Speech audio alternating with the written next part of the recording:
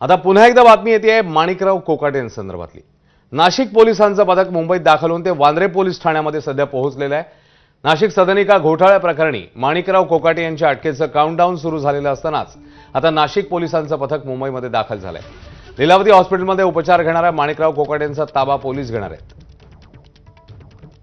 सूरज सावंत आपल्याला ताजे अपडेट देतील। सूरज, आता हे पथक वांद्रे पोलीस ठाण्यात पोहोचल्याचं कळतंय, पुढची प्रक्रिया कशी असेल नेमकी?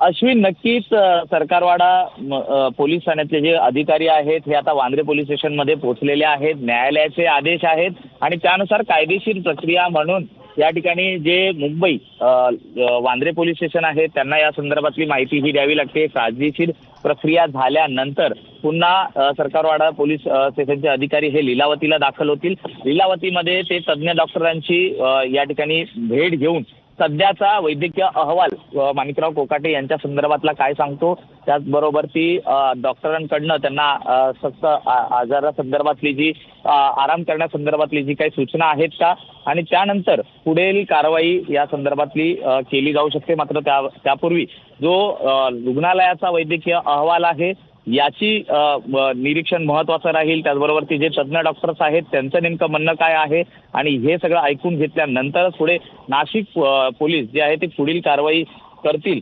तर सत्र न्यायालयाने यामध्ये प्रामुख्याने जर सांगायचं झालं तर स्पष्टपणे म्हटलेलं आहे की शिक्षा झालेली आहे। सर्व आरोपी माणिकराव कोकाटे आणि त्यांच्या सोबतचे यांच्यापुढे त्यांना त्वरित या ठिकाणी आणण्यासंदर्भातला देखील हुकूम हा अतिरिक्त मुख्य दंडाधिकारी न्यायालय नाशिक यांनी बजावलेला आहे। त्यामुळे संपूर्ण कायदेशीर प्रक्रिया ही पूर्ण करूनच या ठिकाणी पुढील कारवाई ही नाशिक पोलीस करणार असल्याची माहिती मिळते। धन्यवाद सूरज या सगळ्या माहितीबद्दल। याच बातमीसोबत बुलेटिनमध्ये घेऊया एक छोटासा ब्रेक, लगेच परत येतोय 5:10च्या बातमी।